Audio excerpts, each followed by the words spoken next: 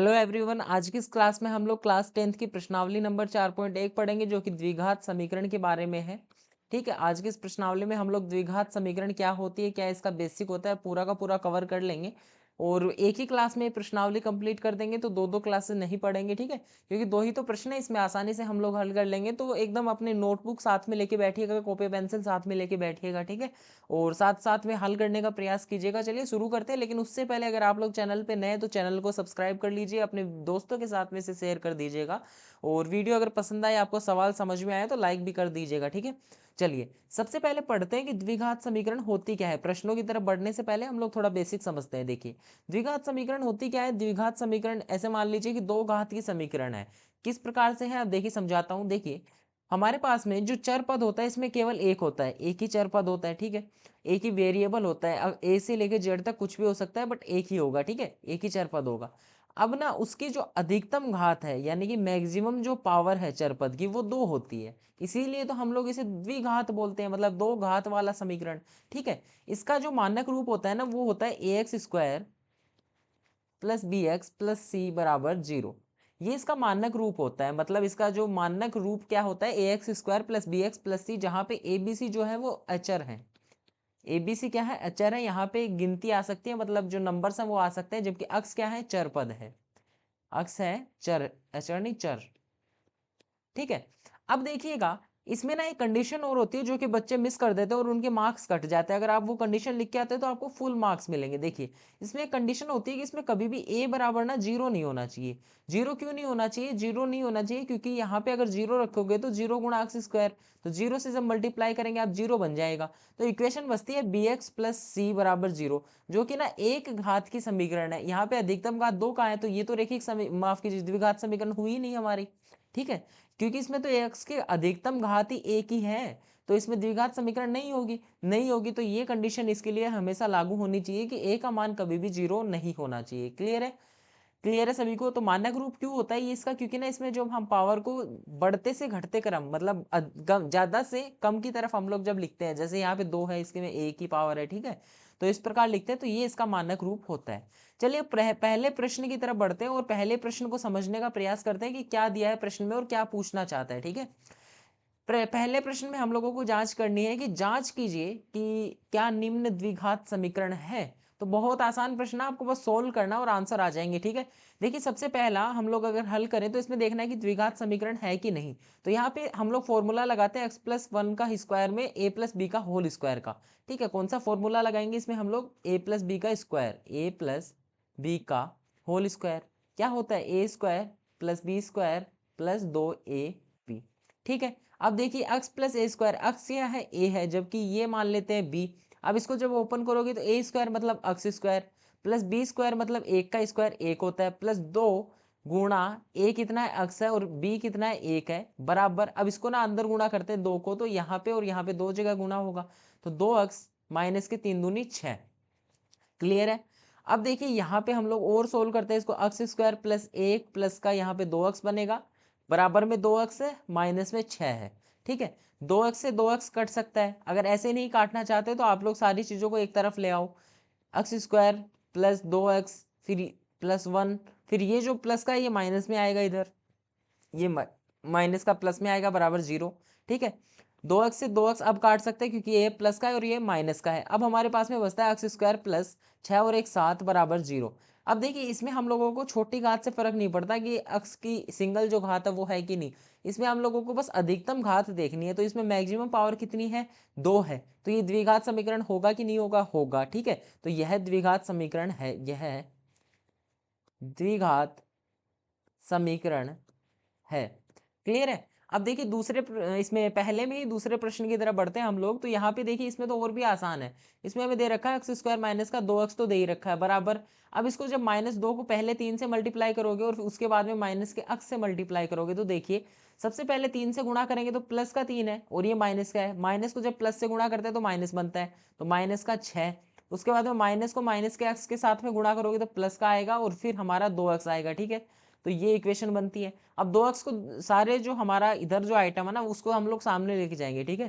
तो x square minus का 2x equals to नहीं लगाएंगे ना, सारे सामान को इधर लेके आते हैं, सीधी सीधी भाषा में बोलूँ तो 2x प्लस का इस साइड आके माइनस का 2x बनेगा, और यहाँ -6 है तो प्लस का 6 बनेगा बराबर 0।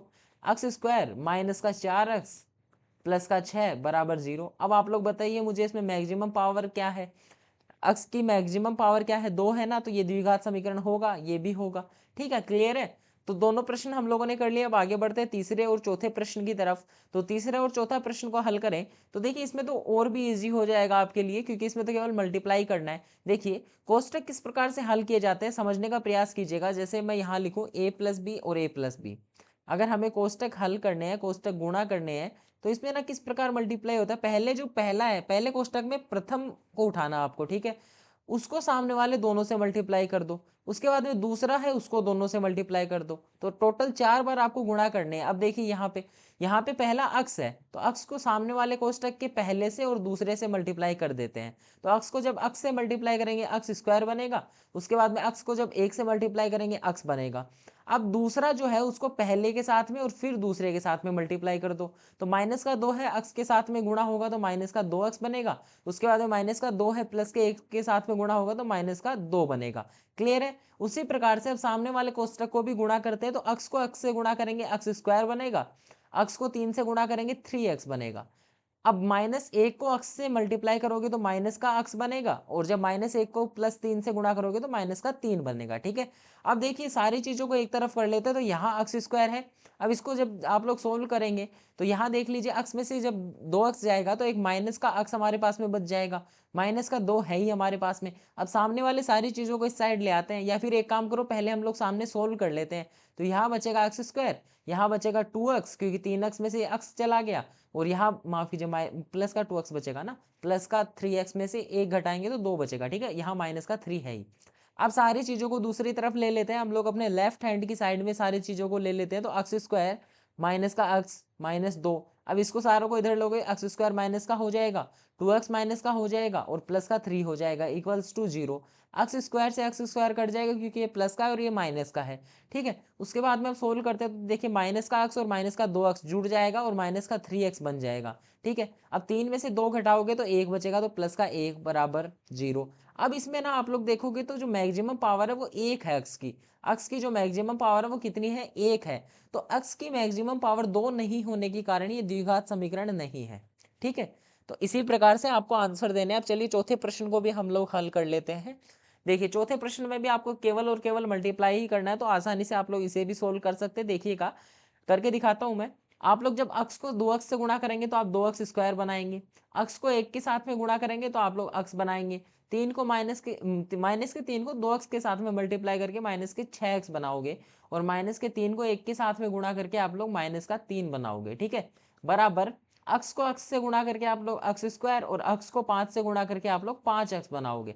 ठीक है, अब सारी चीज़ों को एक तरफ ले लेता हूँ। तो यहाँ 2x स्क्वायर, यहाँ पे देखिए 1 में से 6 घट रहा है, तो बचेगा कितना, -5x, फिर -3, फिर एक्स स्क्वायर है माइनस का हो जाएगा, इधर आके 5x है ये भी माइनस का हो जाएगा, बराबर 0। अब देखिए 2x स्क्वायर में से 1x स्क्वायर घटाएंगे तो x स्क्वायर बचेगा। ठीक है, माइनस का 5x और माइनस का 5x जुड़ के माइनस का 10x बना लेगा। उसके बाद -3 तो है ही, बराबर में 0। क्लियर है। तो अब देखिए इसमें आप लोग मैक्सिमम पावर कितनी है, तो x की मैक्सिमम पावर कितनी है, इसमें 2 है। तो 2 है तो मतलब ये द्विघात समीकरण हो गया। क्लियर है। तो चौथा प्रश्न भी सोल्व होता है। आगे बढ़ते हैं पांचवें और छठवें प्रश्न को देखते हैं। तो इसमें भी आपको गुणा ही करने हैं। ठीक है, आप खुद से कर लोगे या मैं करके बताऊं, चलिए बता ही देते हैं। देखिए 2x को x के साथ में मल्टीप्लाई करेंगे 2x स्क्वायर, 2x को आप लोग जब 3 के साथ में गुणा करेंगे तो आपका, एक सेकेंड ना, यहाँ ऊपर ही करते हैं गुणा, इधर 2x को जब आप -3 के साथ में मल्टीप्लाई करेंगे तो चिन्ह तो माइनस का आएगा, क्योंकि प्लस की संख्या माइनस के साथ में मल्टीप्लाई हो रही है, तो चिन्ह माइनस का लगा देते हैं। 3 दूनी 6, तो 6x बनेगा। अब -1 को अक्स से मल्टीप्लाई करेंगे तो माइनस का अक्स बन जाएगा। अब माइनस और माइनस गुणा होकर प्लस बनेगा, और 1 को 3 से करेंगे गुणा, 3 बनेगा। ठीक है, अगर ये गुणा समझ में नहीं आई तो मुझे कमेंट सेक्शन में लिख दीजिएगा, मैं एक अलग से डेडिकेटेड वीडियो बना दूंगा कि किस प्रकार से जो कोष्टक है उनको गुणा किया जाता है। ठीक है, चलिए अब देखिए आगे वाले कोष्टक को गुणा करेंगे तो अक्स को अक्स से मल्टीप्लाई करने पे अक्स स्क्वायर, अक्स को -1 से गुणा करने पे माइनस के अक्स, 5 को x से गुणा करने पे प्लस के 5x और 5 को -1 से गुणा करने पे माइनस का 5। क्लियर है। अब सारी चीजों को एक तरफ ले लेते हैं तो देखिए 2x², यहाँ पे माइनस का 6x और माइनस का x माइनस का 7x बना लेगा प्लस का 3 x² माइनस का आएगा इधर, माइनस का x हो गया, इधर आएगा प्लस का x, प्लस का 5x इधर माइनस का 5x बनेगा, प्लस का 5 हो जाएगा बराबर 0। और भी हल करते हैं, 2x² में से 1x² गया तो x² बचेगा, 7x इधर है माइनस का और माइनस का 5x इधर है तो माइनस का 12x बन जाएगा। उसके बाद में हमारे पास में एक अक्स है प्लस का, तो ये भी लिख देते हैं, 5 और 3 8 होता है, ये भी लिख देते हैं बराबर 0। ठीक है, अब और सोल्व करते हैं, x² माइनस 12 में से 1 जुड़ेगा, माइनस के 12 में 1 जोड़ेंगे तो 11 बन जाएगा। ठीक है, 11x प्लस का 8 बराबर 0। अब इसमें ना अधिकतम घात देखो, अधिकतम घात मतलब मैक्सिमम पावर कितनी है, 2 है, तो ये समीकरण हमारी द्विघात समीकरण हो जाएगी। क्लियर है, तो इसी प्रकार से सोल्व करना। चलिए छठा प्रश्न और मैं बता देता हूँ। छठे प्रश्न में ना आपको फॉर्मूला लगेगा a माइनस बी का होल स्क्वायर, क्योंकि जो हमारे ये वाला पद है इसमें स्क्वायर करना हमें, तो इसका फॉर्मूला होता है a² प्लस b² माइनस का 2ab। ठीक है, अब देखिए इधर वाला तो एज इट इज हम लोग लिख लेते हैं 3x² प्लस 3x प्लस 1 बराबर, जब इसको सोल्व करेंगे तो x², फिर हमारा b² का मतलब 4 और माइनस का 2 गुणा x गुणा 2। ठीक है, और सोल्व करते हैं, x² प्लस 3x प्लस 1 बराबर x² प्लस 4 माइनस 4x। ठीक है, अब देखिए x² से x² कट जाएगा तो यहाँ पे बचेगा 3x प्लस 1। अब इधर लेके आएंगे तो माइनस का 4 होगा और प्लस का 4x होगा बराबर 0। 4 और 3 7x, एक में से 4 गया माइनस के 3 बराबर 0। अब आप लोग अधिकतम घात देखिए किसकी कितनी है, x की अधिकतम घात कितनी है, 1 है, 2 तो नहीं है ना, तो द्विघात समीकरण नहीं होगा। क्लियर है, आगे बढ़ते हैं। और है क्या हमारा प्रश्न, और भी है, तो चलिए इनको भी हल करते हैं। अब इनको हल करें तो देखिएगा यहाँ पे हमें क्यूब का एक फॉर्मूला दिया है और क्यूब का फॉर्मूला हमें ढूंढना है। ठीक है, अब ना आप लोगों के मन में डाउट होगा कि सर हम लोग इतने फॉर्मूले रटते थोड़ी ना बैठेंगे, हम लोग इतने फॉर्मूले थोड़ी ना रटते बैठेंगे। तो देखिए मैं आपको फॉर्मूला निकालना सिखाता हूँ। फॉर्मूला कहाँ से बनते हैं, देखिए हमें सीधा सीधा दिया है a प्लस बी का क्यूब, जैसे हम लोगों को निकालना है, इसका फॉर्मूला हमें निकालना है। ठीक है, तो इसका फॉर्मूला निकालने के लिए हम लोग क्या करेंगे, a प्लस, जैसे मान लीजिए 2 का स्क्वायर होता है तो उसको 2 गुणा 2 ही तो लिखते हैं, तो उसी प्रकार जब 2 का क्यूब होगा तो 2 गुणा 2 गुणा 2 हो जाएगा, तो इसको भी हम लोग 3 बार मल्टीप्लाई करेंगे तो a plus b, a plus b और a प्लस बी। इसके बाद में ना आपको फॉर्मूला कभी भी रटने नहीं पड़ेंगे, आप आराम से बना सकते हैं। ठीक है, देखिए अब इनको हम लोग जब दोनों को आपस में गुणा करते हैं तो हमें मिलता है क्या, a प्लस बी गुणा a प्लस बी करेंगे तो हमें मिलेगा a², पहले इसको, फिर ए बी बनेगा, फिर वापस से b और a को गुणा करके ए बी बना देंगे और अंत में b² बन जाएगा। या फिर आप ऐसे भी कर सकते हैं ना, इसको डायरेक्ट लिख सकते हैं a प्लस बी का होल स्क्वायर होगा और एक a प्लस बी बाहर निकाल देंगे, तो इसका जो सूत्र होता है वो क्या होता है, a² plus 2ab plus b²। यही तो होता है। अब सामने हमारे कोष्टक में कितना a प्लस बी है, अब गुणा कर सकते हैं हम लोग, a² को a से गुणा करेंगे, मतलब तीनों के तीनों जो पद हैं उनको सामने वाले दोनों से गुणा करेंगे हर बार। a² को a से गुणा करके a की क्यूब बनाएंगे, a² को b से गुणा करके a² b बनाएंगे, प्लस के 2ab को a से गुणा करके 2a² b बनाएंगे और उसके बाद में b से गुणा करके इसको 2ab² बनाएंगे। ठीक है, b² को जब गुणा करेंगे तो ab² बनेगा और b² को b से गुणा करके b³ बना देंगे। ठीक है, तो हमारा फॉर्मूला क्या होगा, a³ प्लस b³। ठीक है, उसके बाद में यहाँ देखेंगे 2a² और यहाँ पे भी एक और है हमारा a²b, तो ये बन जाएगा 3a²b। उसके बाद में सामने हमारा 3ab² बन जाएगा, तो यही हमारा फॉर्मूला होता है। ठीक है, इसको हम लोग कई बार इस प्रकार से भी लिखते हैं कि a³ प्लस b³ प्लस इन दोनों में से 3ab कॉमन ले लेते हैं, 3ab कॉमन लेंगे तो यहाँ a बचेगा और यहाँ b बचेगा। क्लियर है, तो हमारा ये फॉर्मूला बनता है और इसी प्रकार से हम लोग फॉर्मूलाज बनाते हैं। ठीक है, अब देखिए आपको मैं होमवर्क भी देता हूँ या मैं ही सोल्व करवा देता हूँ। चलिए इसी में करेक्शन करते चलते हैं। हम लोगों का ये फॉर्मूला तो हमने निकाल लिया। अब जैसे कई बार मान लीजिए, याद रखिए मैं ऐसे नहीं कहता कि फॉर्मूला बिल्कुल भी याद नहीं रखना है, याद रखना ही होगा, बहुत काम की चीज़ है। ठीक है, लेकिन अगर एग्जाम में कभी याद ना आए, एग्जाम में कभी भूल जाए तो क्वेश्चन गलत ना हो, इसलिए मैं मेथड बता रहा हूँ कि आप लोग एग्जाम में भी जो फॉर्मूला है वो निकाल सके। ठीक है, अब चलिए इसमें मैं आपको एक फॉर्मूला, इसी फॉर्मूले में मैं निकाल के दिखाता हूँ a माइनस बी का। ठीक है, इसी में मैं माइनस बी का भी निकाल के दिखाता हूँ। तो a माइनस बी का क्यूब है, तो इसको हम लोग क्या लिखेंगे, a minus b and a minus b. ठीक है, यही लिखेंगे। तो यहाँ पे हमारा बनेगा a माइनस बी का स्क्वायर और हमारा गुणा में हो जाएगा a माइनस बी। ठीक है, अब a माइनस बी के स्क्वायर का फॉर्मूला हम लोगों को पता है, क्या होता है, a square minus 2ab plus B square. ठीक है, तो ये माइनस का 2ab बनेगा, और यहाँ पे हमारा a माइनस बी और a माइनस बी है ही। ठीक है, इसको याद ही रखिएगा। क्लियर है। अब देखिए, अब आगे क्या करेंगे, अब गुणा करना है, तो ए स्क्वायर को ए से गुणा करेंगे तो ए क्यूब बनेगा, उसके बाद में ए स्क्वायर को बी से गुणा करेंगे तो माइनस का ए स्क्वायर भी बनेगा, माइनस के 2ab को जब a से मल्टीप्लाई करेंगे तो माइनस का 2a स्क्वायर भी बनेगा, और माइनस के 2ab को जब माइनस b से गुणा करेंगे तो प्लस का 2ab स्क्वायर बन जाएगा। b स्क्वायर को जब a से गुणा करेंगे तो ab स्क्वायर बनेगा, और b स्क्वायर को जब b से गुणा करेंगे आप लोग माइनस का b से, तो यहाँ पे भी माइनस आ जाएगा। ठीक है, तो मैं एक बार मतलब चिन्ह चेंज करके सारा लिख देता हूँ, फिर आप लोग समझ लीजिएगा। ठीक है, तो हमारा जो फॉर्मूला बनता है a cube minus b cube, फिर हमारा यहाँ पे बनता है ए स्क्वायर बी, और 2a स्क्वायर भी, इसको जोड़ के हम लोग माइनस के 3a स्क्वायर भी बना देंगे, यहाँ प्लस का ही रहेगा। ठीक है, अब हम लोग क्या करेंगे, यहाँ पे माइनस है ही, और यहाँ पे भी हम लोग थोड़ा, एक सेकेंड रुके, यहाँ पे भी हम थोड़ा -3a भी कॉमन ले लेंगे, तो यहाँ हमारा बन जाएगा 3ab a minus B. Clear है, तो ये फॉर्मूला हमारा होता है, और इसी प्रकार से हम लोग फॉर्मूला निकालते हैं। तो अब फटाफट से आप दोनों ये प्रश्न सोल्व करिएगा, यही फॉर्मूले दोनों मैंने बताए हैं, इनको रखिए, उसके बाद में आप लोग इनको हल कीजिए, हल करने के बाद में आपको आंसर मिल जाएगा। ठीक है, आगे बढ़ते हैं। प्रश्न संख्या 2 देखिए, और प्रश्न संख्या 2 में हमें क्या करना है, द्विघात समीकरण के रूप में निरूपित करना है, हल नहीं करना, द्विघात समीकरण के रूप में हमें केवल समीकरण बनानी है। ठीक है, क्या दिया है कि आयताकार भूखंड का क्षेत्रफल 528 मीटर स्क्वायर है। एक आयताकार भूखंड है, मैं यहाँ पे डायग्राम भी बना ही देता हूँ।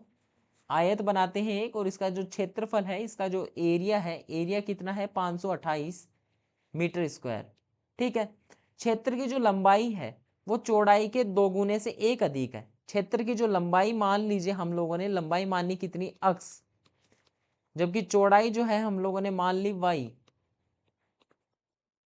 ठीक है, अब जो लंबाई दी है मीटर में, x मीटर मान लेते हैं यहाँ पे, और y मीटर मान लेते हैं। ठीक है, देखिए लंबाई जो है वो चौड़ाई के 2 गुने से 1 अधिक है। लंबाई क्या है, x किसके बराबर है, चौड़ाई के 2 गुने से, 2 गुना कितना, 2y, इससे 1 ज्यादा, तो x बराबर 2y प्लस 1। तो लंबाई का मान कितना हो गया, 2y प्लस 1। क्लियर है, ये मान हो गया। अब आप लोग भी देख पा रहे होंगे, आप लोग भी क्या देख पा रहे होंगे कि हमारा जो यहाँ पे इक्वेशन क्या बनती है, देखिए ये मान लीजिए लंबाई है, तो लंबाई 2y प्लस 1 है, हमारी जो चौड़ाई है वो y है। ठीक है, अब हम लोग आसानी से इक्वेशन बना सकते हैं, क्योंकि हम लोगों को 528 जो दिया है वो इन दोनों का गुणनफल ही तो दिया है, क्योंकि क्षेत्रफल क्या होता है आयत का, आयत का क्षेत्रफल क्या होता है, यहाँ लिखता हूँ, आयत का क्षेत्रफल क्या होता है, लंबाई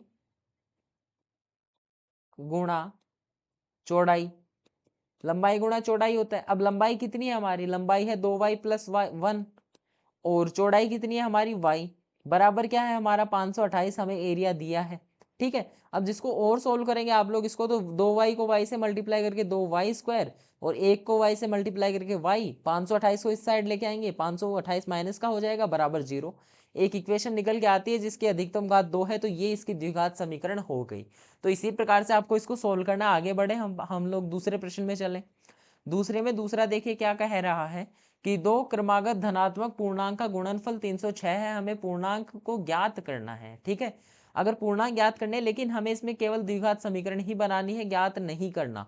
ठीक है, यहाँ पे भी तो लिखा था कि लंबाई चौड़ाई ज्ञात करनी है, हमें तो केवल इक्वेशन बनानी है लंबाई और चौड़ाई ज्ञात करने के लिए। ठीक है, तो आगे देखिएगा इसको किस प्रकार करेंगे। अब दो क्रमागत धनात्मक पूर्णांक दिए हैं। ठीक है, क्रमागत क्या होता है, एक एक जोड़ते जाते हैं, क्रम से बनता जाता है। मान लीजिए, माना दोनों क्रमागत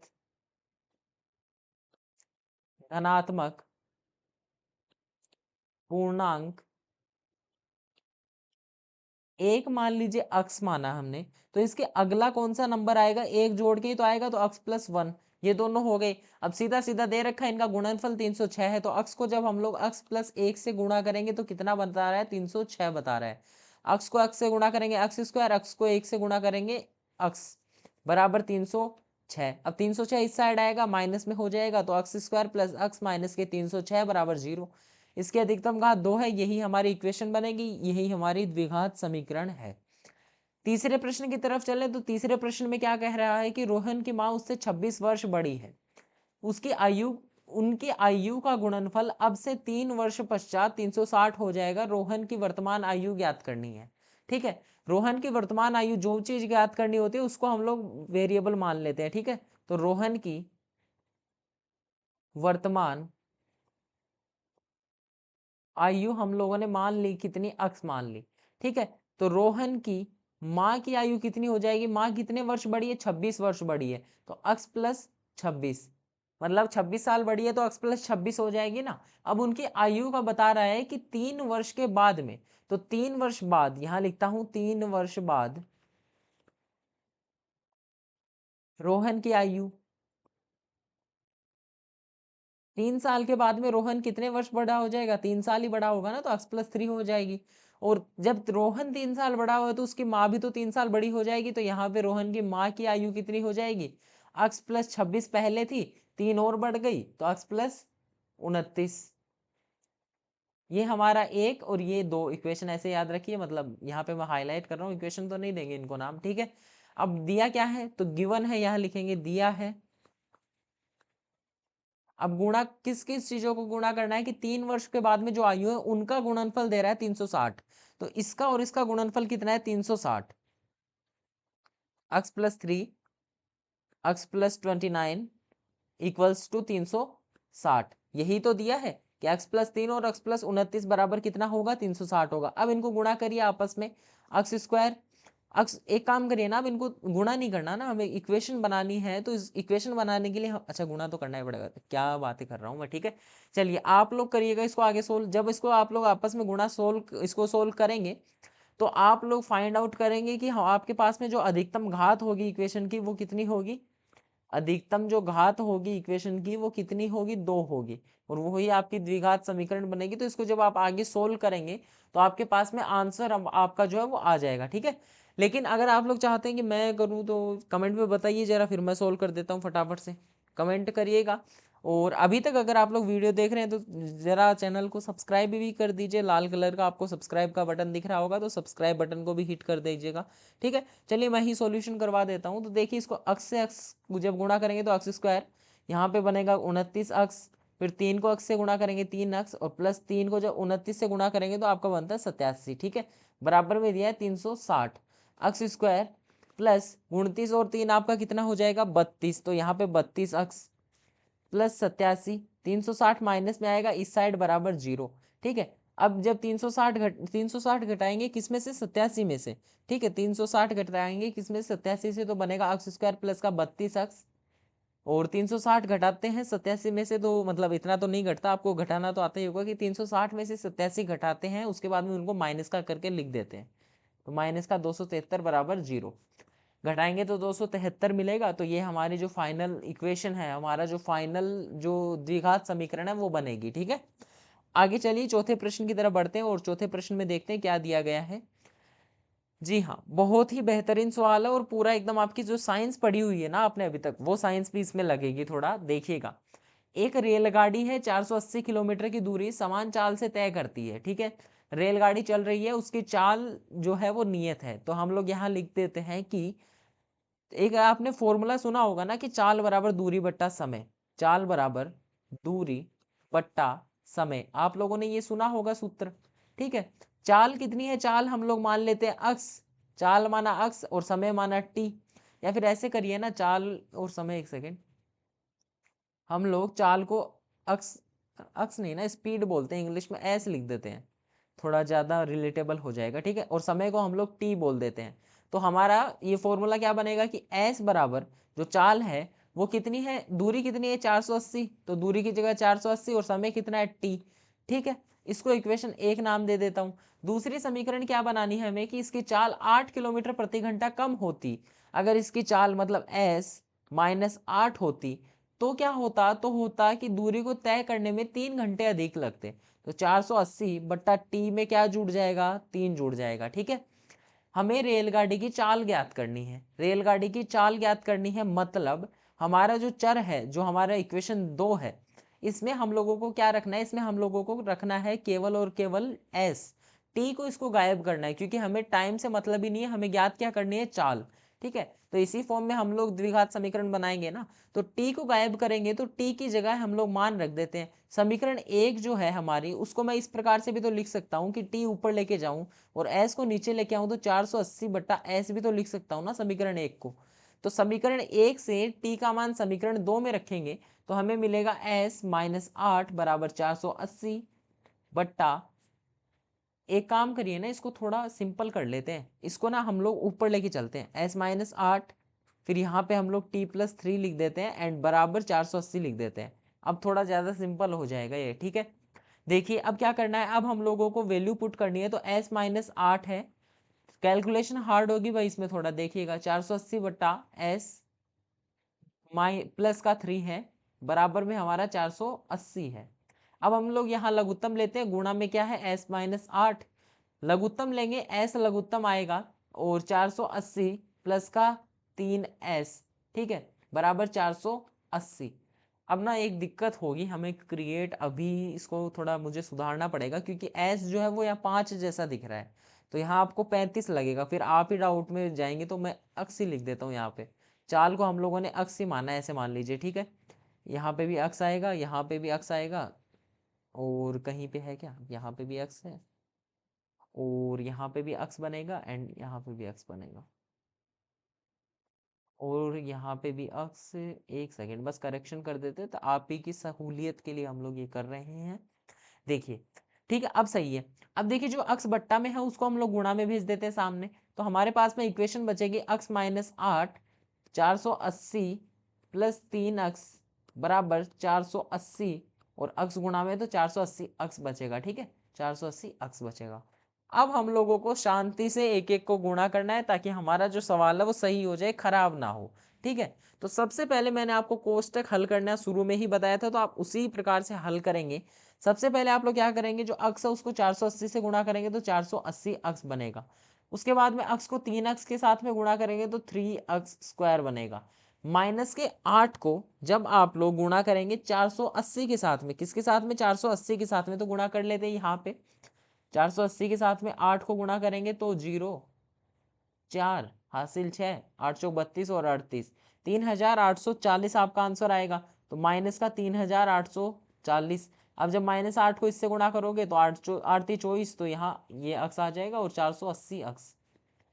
अब आप ना एक चीज देखोगे, 480 और 480 आपस में कट जाएगा, ठीक है, तो इधर इक्वेशन बचेगी 3 अक्स स्क्वायर माइनस का 24 अक्स, 3 अक्स स्क्वायर माइनस का 24 अक्स माइनस 3840 बराबर 0, ठीक है। अब इसमें ना आप लोग इसको थोड़ा और सोल्व करोगे, कॉमन देखिए अगर कुछ कॉमन आ सकता है, तो यहाँ पे 3 है, यहाँ पे भी 3 कॉमन आ सकता है और यहाँ पे भी 3 कॉमन ले सकते हैं, तो 3 कॉमन लेंगे अगर, तो यहाँ बचेगा अक्स स्क्वायर माइनस का 8 3 24 होता है, यहाँ 8 बचेगा, माइनस इसमें भी 3 का भाग देंगे, 1 3 दूनी 6 7 8 2 8, ये बचेगा 1280 बचेगा ना, बराबर में 0 है। अब 3 को जब यहाँ भेजोगे बट्टा में, तो यहाँ पे 0 में भाग जाएगा तो 0 बन जाएगा 3 भी, तो अक्स स्क्वायर माइनस का 8 एक्स माइनस का 1280 इक्वल्स टू 0, ये हमारा फाइनल आंसर हो जाएगा। जो द्विघात समीकरण हमें बनानी थी वो बन जाएगी। क्लियर है।